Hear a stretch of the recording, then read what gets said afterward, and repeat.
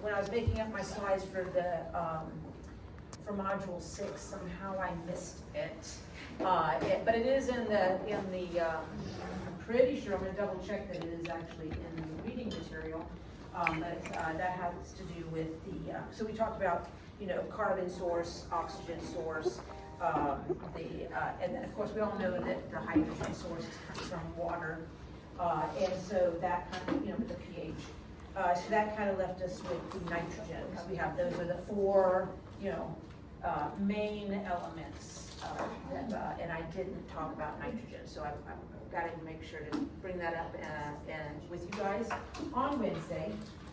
But that's the game plan, and then we will start you know, the start material for the Lab 2 practical on Wednesday, with the first exercise being exercise 16. So there's no quizzing there either, right? So you're, you know, all set, aside from participating in the little, you know, question and answer, which of course we know is more game style, and you get it right, you get it wrong, doesn't really matter. You get all points just by being here and participating. So you know, there's, you know, no more grading this week really left other than participating on Wednesday. All right, so for module 7, we left off with the mutations. So we had stopped here before we even got to the point of running through this material. So actually we left off with the operons. So we finished up the operons. Now we're just bringing up, we're going to just kind of run through types of mutations, specifically the point mutations.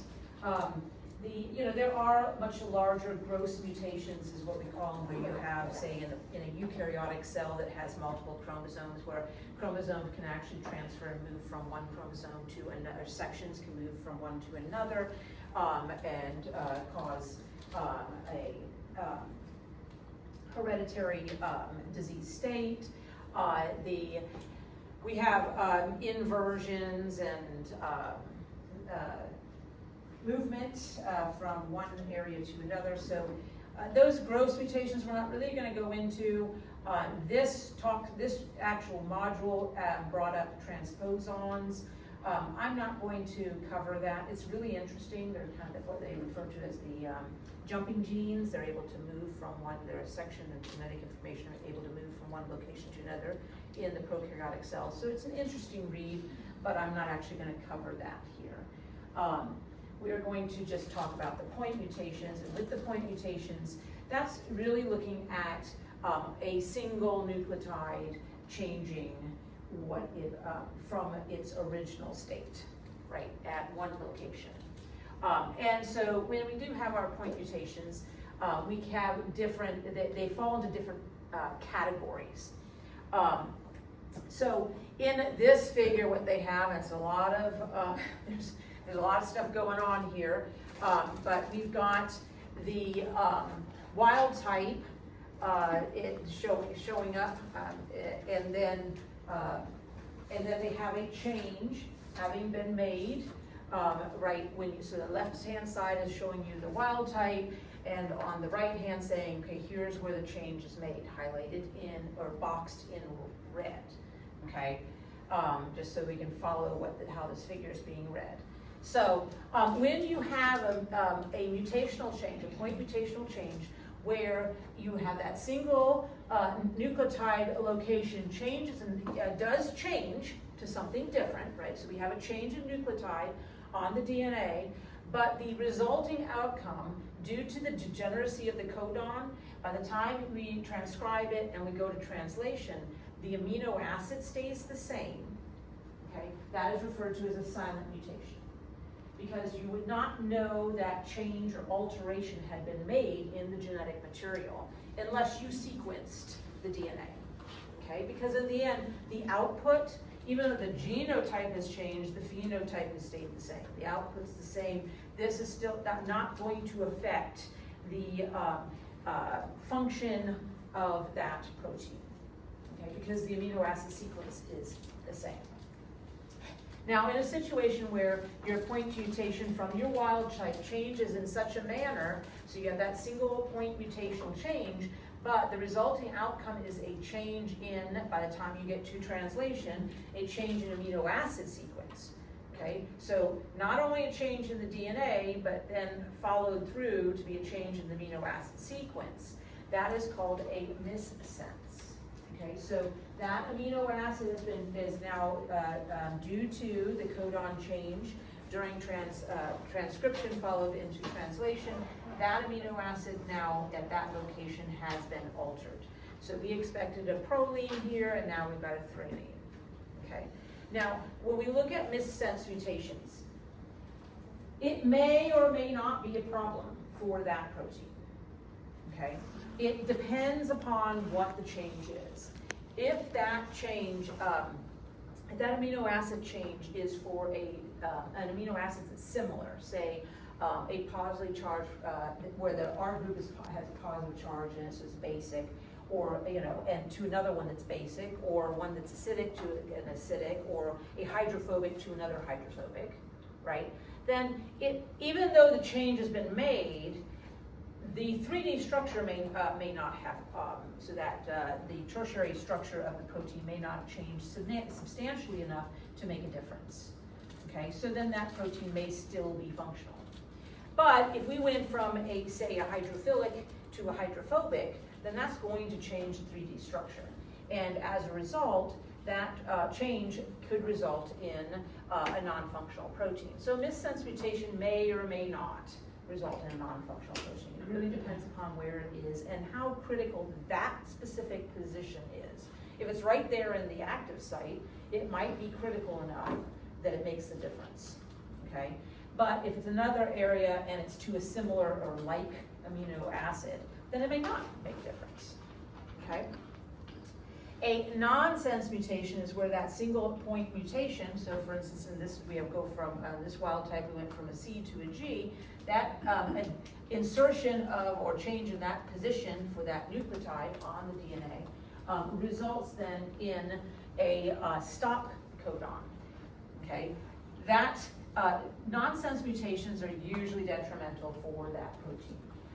Not 100% of the time. Nothing is, a lot of people, pretty much nothing is 100%, right? If, let's say it stopped, it lopped off the last amino acid. Well, that last amino acid may not have been critical enough to make a difference. But generally an early stop means we're cutting off quite a few, right? And when we stop early on that, in that process, and we've lost a chunk of that polypeptide, more than likely the function of the protein is going to be lost, okay? And then we have another type of point mutation called frame shift mutations. This is where we have insertions or deletions. Okay, usually this occurs when you have a series of the same nucleotide in a row, and then we see maybe a slip during that process of replication, and as a result we get an insertion or maybe a deletion of a nucleotide. Now, insertions or deletions means that any way, so in this case they've removed, instead of demonstrating a deletion, is when you insert or delete a nucleotide or two, right? In this case, it's an A and a T were removed. Then you're going to affect all of your reading frame has shifted, okay? And so you're going to affect all of the amino acids from that point forward, okay? That's called, it's a frame shift mutation. It's referring to the reading frame. So the reading frame has been shifted now, and as a result, this tends to, of course, it alters your amino acid sequence completely, but it also does tend to lead to earlier stops from the original. Okay, and so you are talking about something that's detrimental to that protein structure. Again, not 100%. If maybe that insertion or deletion happened at the very, very end, right? So you maybe lose the last two amino acids in your protein. Maybe those aren't the critical ones that are going to give that function for that amino acid. But 99.9% of the time, yeah, it's going to affect that function for that protein, and therefore, it's going to have a lasting effect, something that you're going to see phenotypically for that organism. Now, keep in mind too that when we're talking about these point mutations can occur in the messenger RNA too, right? In the RNA itself. Okay, but that's not what is passed on. So if a mutation occurs in the when transcribing, then that particular messenger RNA transcript isn't going to give you the protein that you need, but it's not your only source of that particular protein, so the cell's going to be able to survive. It's where we're really talking about that concern with the mutations is when it's in the DNA, because that's going to affect all of your messenger RNA transcripts that are, when that particular gene is transcribed, and therefore all proteins. It is also going to be passed down to any of your offspring cells, right? So it's going to kind of lock it in that change in place. Now, a change does not always mean a problem. More often than not, it's detrimental to the cell. But at the same time, these type of mutations that occurs, over time, can sometimes improve maybe the structure of and the function of a particular enzyme in the particular environment that organism lives, right? And that's that whole concept of evolution, right? Is a minor change that's made that allows for better survival, and therefore it is maintained in that particular population, and you see a shift then in the genetic information or in that particular organism in that particular region. Now, what causes mutations? Well, mutations are going to occur naturally through DNA replication. There is, the cell is replicating very quickly, and there are several proofreading mechanisms in place. So DNA polymerase 1 is proofreading, DNA polymerase 3 is proofreading itself, so they're proofreading themselves, but mistakes happen still, okay? And that type of mutational mistake that gets incorporated is referred to as a spontaneous mutation. It just spontaneously occurs through the natural processes that we have. However, there are other ways we can promote mutations, and that is when a cell comes in contact with mutagens. Mutagens can be either chemical or physical that promote genetic change. Okay, so some mutagens that they brought up in your book, of course, would be mutagens that are, the nucleotide analogs. A nucleotide analog. A nucleotide analog is a nucleotide that looks similar. It has the ability to be incorporated into the genome, but the nitrogen space is a little bit different. Okay, and one example that they have here would be the 5-bromouracil. 5-bromouracil is one in which, when incorporated, it can, so it's similar, as you can see from over here, we see it right here, it is similar to thymine, right? So it can get incorporated with a base pairing with adenine. However, the next round, when you're going through DNA, once it's been incorporated, you're going through DNA replication, it can also base pair with guanine. And so if guanine comes in and base pairs with it instead of adenine, then what's going to happen is we're going to see a shift occur, right, in that location for that DNA molecule, where we're going to go from adenine thymine to now guanine and cytosine at that location. Okay, so a point mutation that is going to occur. And now this is a process that's going to happen when that nucleotide analog is present and gets incorporated instead of thymine. Okay.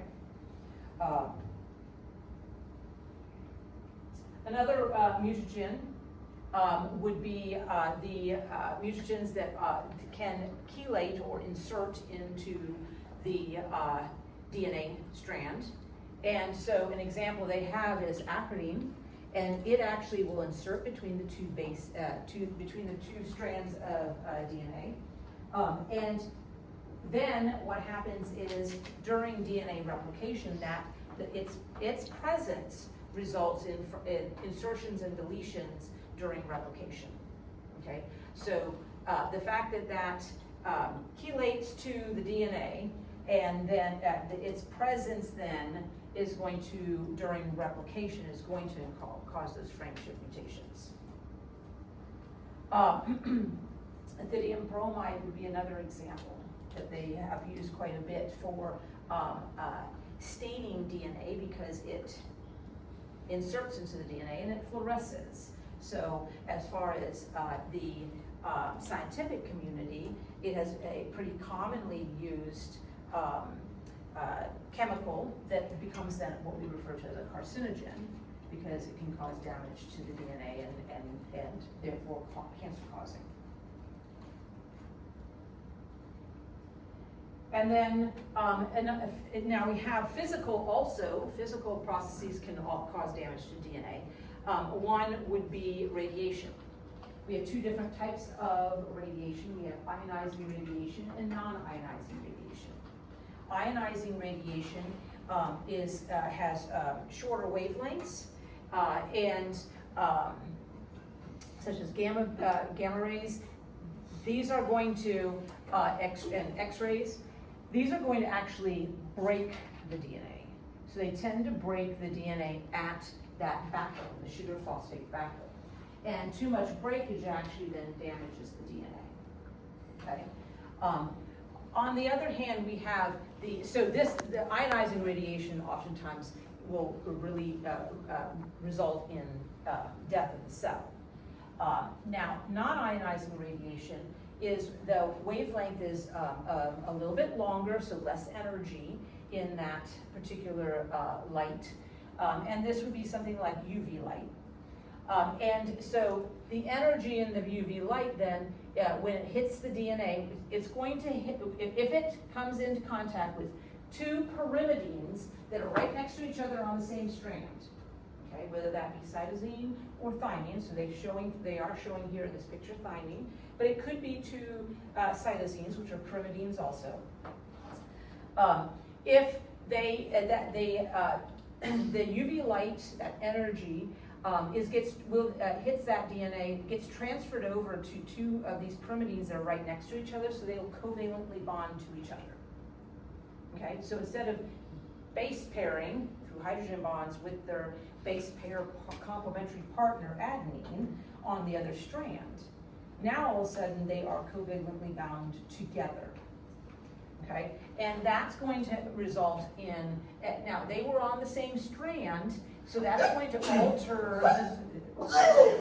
It's okay. Bless you. You okay? That's going to actually alter the structure of the DNA. Okay, so you're going to get like a little a kink or a little aberration in that DNA strand, so that while during DNA replication that becomes problematic. Okay. Now, bacterial cells do have a way to address this. Some bacterial cells actually have an enzyme called photolyase that will that actually is functional only in the presence of light, which is when this event's going to be happening, right? And photolyase's job is to recognize these covalent bonds between these pyrimidines and just break them directly. Okay. So that's one way in which these cells can address, especially the prokaryotic cells where they're looking at one circular DNA molecules. They can't afford to have a lot of damage. They need to make repairs to damaged DNA pretty quickly, okay, or the cell doesn't survive. This is, by the way, the same damage that occurs to our DNA when we are out in the sun with UV light shining on us too long, and can result in cancer. All right. Now, earlier in this the module, we talked about DNA replication, and of course, in module 6, we were looking at binary fission, so the transfer of genetic information from parent cell to two daughter cells. Okay. However, in the prokaryotic cell, well, first of all, parent to daughter cells, that is referred to as a vertical gene transfer, right? We're going from parent to two daughter cells, the offspring. Prokaryotic cells do have the means to perform what we refer to as horizontal gene transfer.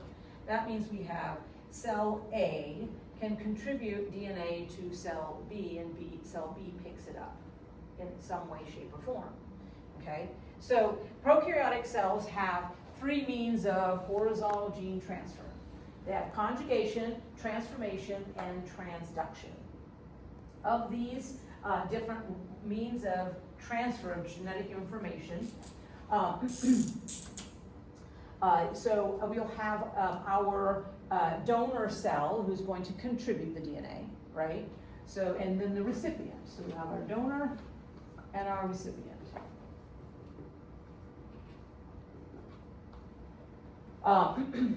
For conjugation, this is one in which both cells are live, okay?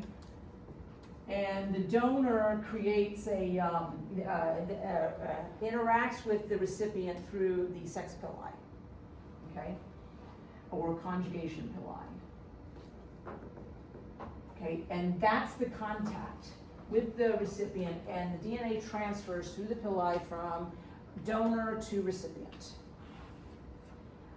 For transformation, transformation is a process. That's actually what we're going to do in exercise 16 on Wednesday. Hopefully it'll work. We won't find out until Monday. But for transformation, donor is going to die here. And when he does, cell breaks open, DNA is released into the environment. Now DNA doesn't break down as fast as the cell does. So DNA is still present, segments of DNA will still be present in the environment, and recipient picks up DNA, DNA from the environment. Okay? Transduction is where we're going to see donor is going to die also here. Okay? Recipient is going to receive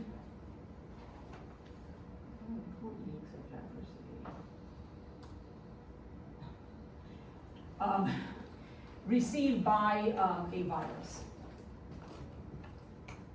So donor is actually going to be infected by a virus, the bacteriophage. And upon dying, sometimes the virus will have donor DNA that then is received by the recipient. Okay? So conjugation is through the sex pili, transformation is DNA picked up from the environment, and transduction is where we're going to see virus is going to be the mediary of moving the DNA from one place to the other. Okay? Which is what they show in this picture here. Transformation, the DNA is in the environment, it's taking it in, right? Transduction, a virus, the bacteriophage, is what's transferring that genetic information. And conjugation is a direct interaction between donor and recipient, and it transfers the genetic information across to the recipient. Okay? So, going through these different mechanisms, we'll start off with transformation.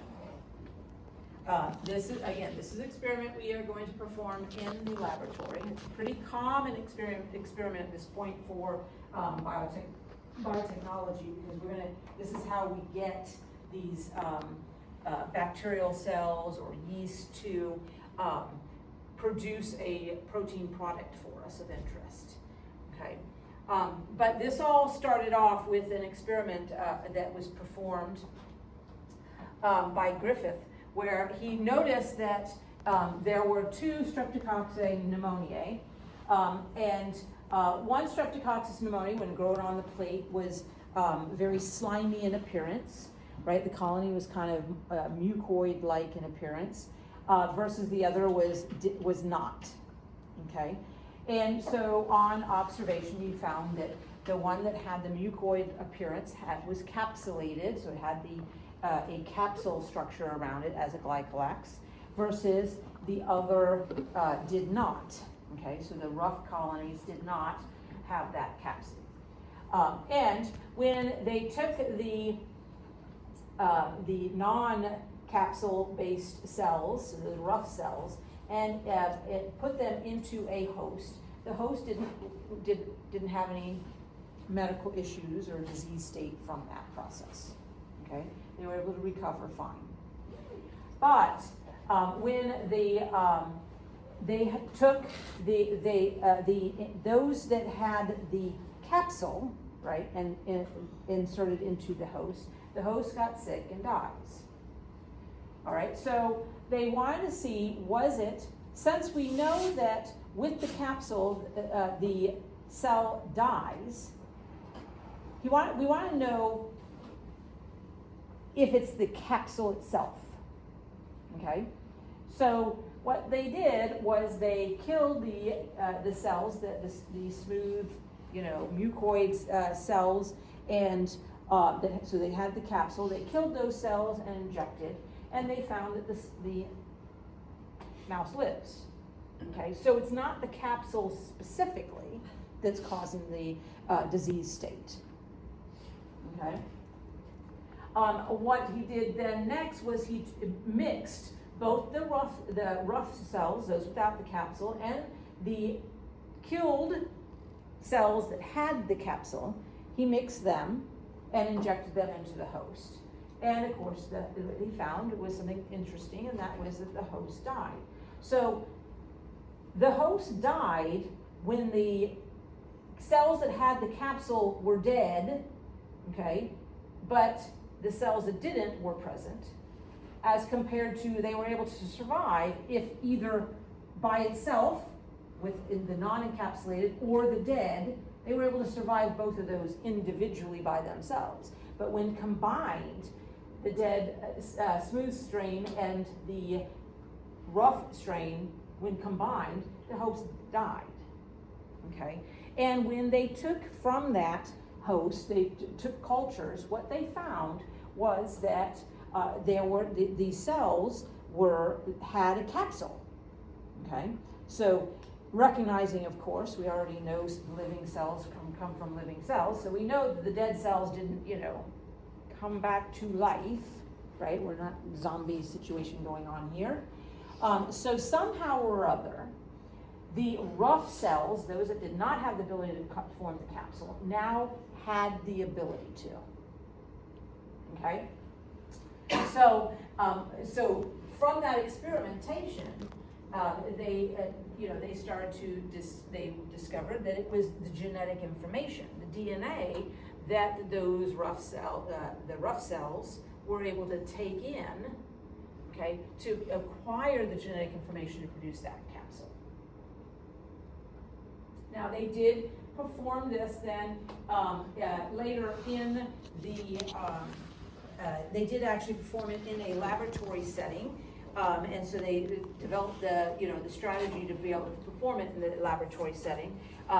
In that process, of course, they did an experimentation just to demonstrate that it really was the DNA that was transferring the genetic information, right? So they were picking up the DNA from the environment.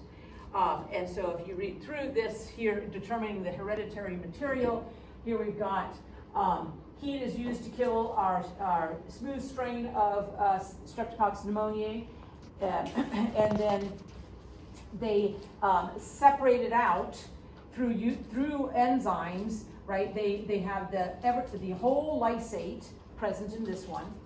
In this one, they used proteases to remove all the proteins, right? And they proceeded on with this experimentation. Here we removed all the RNA, right? And here we removed the DNA.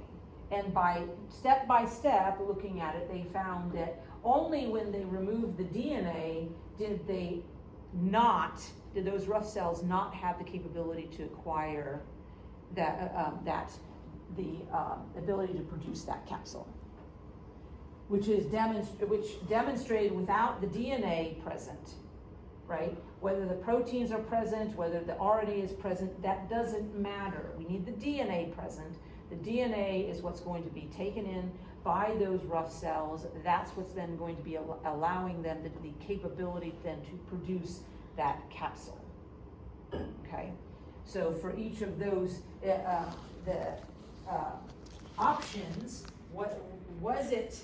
The proteins from the capsule that was providing this ability? Was it the RNA present, or was it the DNA? They found that yes, it was the DNA. That was what's being transferred from one cell to another in order to acquire the ability to produce the capsule. Okay. Now we are going to do a transformation in lab on Wednesday, where we are going to try to take E. coli cells and get them to produce a protein product of interest for us, in this case, the green fluorescent protein.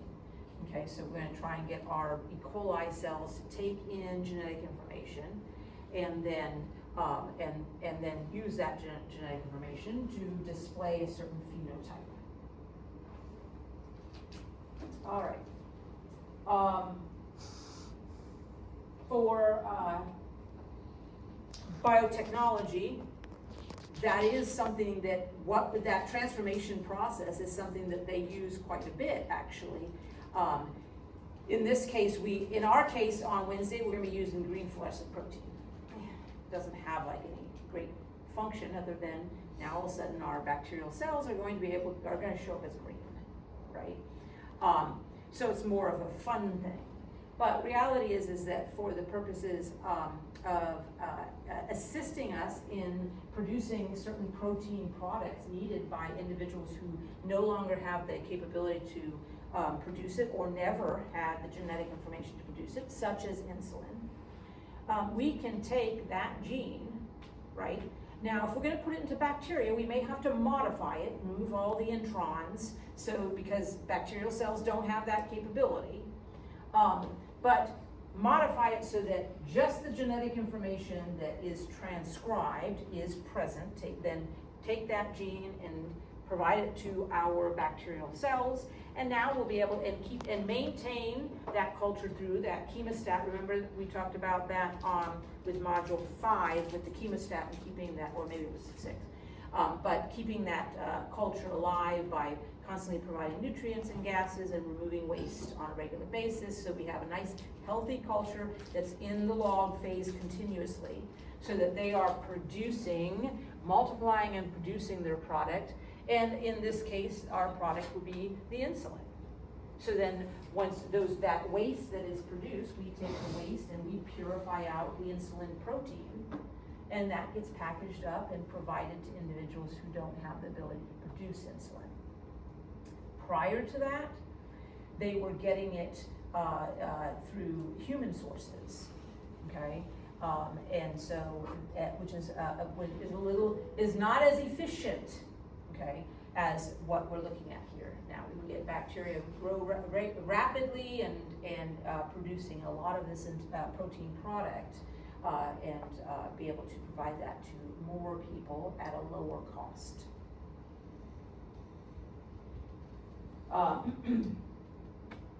Transduction. There are two types of transduction. Transduction is, again, that process where the virus is the mode of transmission from the donor to the recipient. Okay, so it serves as a little shuttle to get from the donor to the recipient. Again, the donor dies. So by the time we get to this one, these both transformation and transduction, the donor doesn't survive this process. Okay, it contributes DNA but does not survive. With transduction, there are two different types of transduction. The one being shown here is, let's see here. This particular one, it looks like it is the generalized. The generalized is where the so the bacteriophage infects the bacterial cell, right? It starts producing, so through synthesis, biosynthesis, it starts producing the proteins for the capsid, it produces the genetic material. Then we go into assembly, and all the parts and pieces get assembled. Only occasionally, accidentally, because when the bacterial cell goes into this, when the virus goes into the bacterial cell is going to, its DNA is going to start to deteriorate to provide the subunits, right, the nucleotides, to produce viral DNA. So by accident sometimes, bacterial DNA gets packaged instead of viral DNA. So in a generalized transduction process, it's a complete accident situation that occurs, but you have the capsid structure of the virus, but the genetic information is bacterial genome, like a segment of bacterial genome.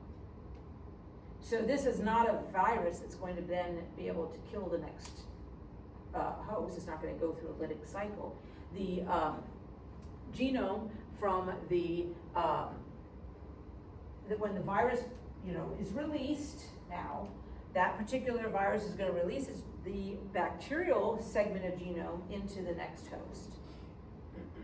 Okay, but the next host isn't going to die because of the fact that it's not viral genome that's being replicated. It doesn't even have the information necessary to produce the capsid. It's bacterial information. Okay, so as a result now, that genetic information it can get incorporated into the genome of the recipient. Specialized transduction is one where the bacteriophage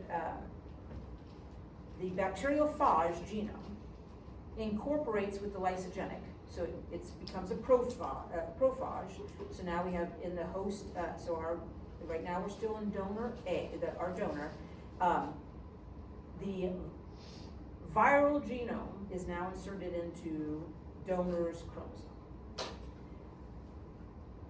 And it's replicating through the lysogenic process.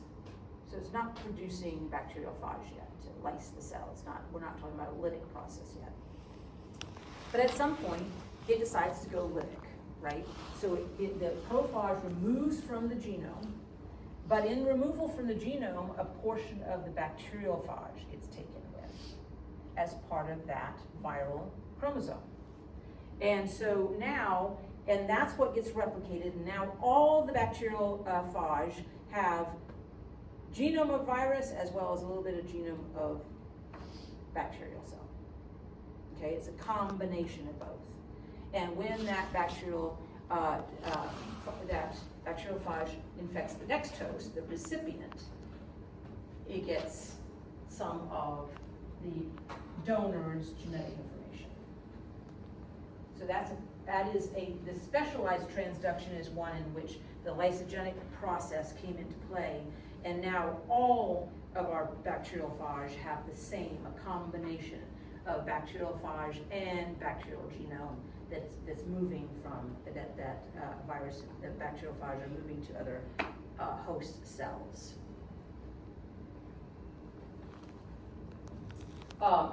And then the last is conjugation. Conjugation is a process where both cells survive, both donor and recipient. It's the only horizontal gene transfer where both the donor and the recipient survive. Okay, and in this case, the donor is referred to as F+, because it has the F plasmid, F for fertility. Okay, so it has the fertility plasmid. The F plasmid is what carries the genetic information to produce the pilus. Okay, so if you don't have the F plasmid, that cell is not going to produce the pilus. Now, an F plasmid cell can only interact with an F minus cell. So if the cell, if the cell has if all the cells have F positive, or F positive, so they have the F plasmid, there's no more interaction between the cells. These cells, you can only have an F plus interact with an F minus. When they do, you have the pilus formation. So the pili will form and connect the two. Okay, it's like a little channel between the two. And then what we see is something called rolling replication. So I know I didn't talk about it, but if you were reading the chapter, the chapter covers it in this module about rolling replication. Rolling replication is specifically linked to the F plasmid, and where one of the strands, it gets a break in it, and the other strand serves as a template, and it starts replicating that. A single strand of DNA starts replicating using this template. So this template's going to keep going, and the other strand is going to move, that strand, the elongating strand, is going to move into the F minus cell. In the F minus cell, the single strand is then going to have a complementary strand made. And it becomes then that double-stranded plasmid, F plasmid. The interaction breaks. So the interaction is short-term. The pili, that interaction is short-term. It's not stable long-term, but it is stable enough to allow the full replication through that rolling replication process, the full replication of the F plasmid, so that now both cells are F plus cells. Theoretically, if you had say a test tube that had F minus cells, and you were to add a single F positive cell, given enough time, all cells in that test tube would become F plus. Okay? Now, this in to itself, granted that now these cells have transferred information, genetic information, but this isn't what we would consider of major interest. I mean, it's the only information it's transferring is that's found on the F plus, on the F plasmid, which is the ability to produce the sex pilus. Okay, where this comes into interesting is when we get our cells where the F plasmid incorporates into the genome of the bacterial cell. So the F plasmid can actually insert into the genome like a provirus, right? Or a prophage. So that now the plasmid is part of the genome. This creates what we call an HFR.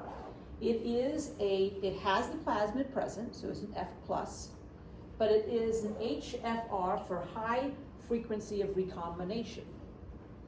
Okay, this is going to result in recombinant cells when we see transferred genetic information.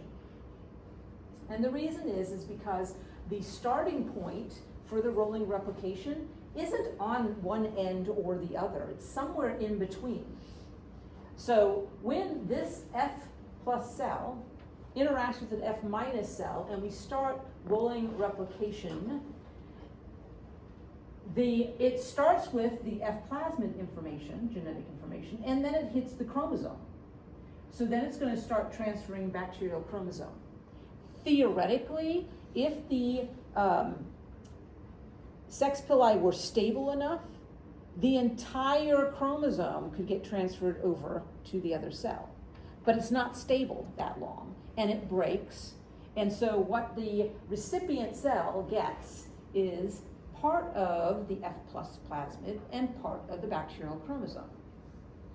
And therefore that cell is not an F, the recipient is still an F minus cell because it hasn't received the entire F plasmid. So it can't itself interact with other cells and create a pili.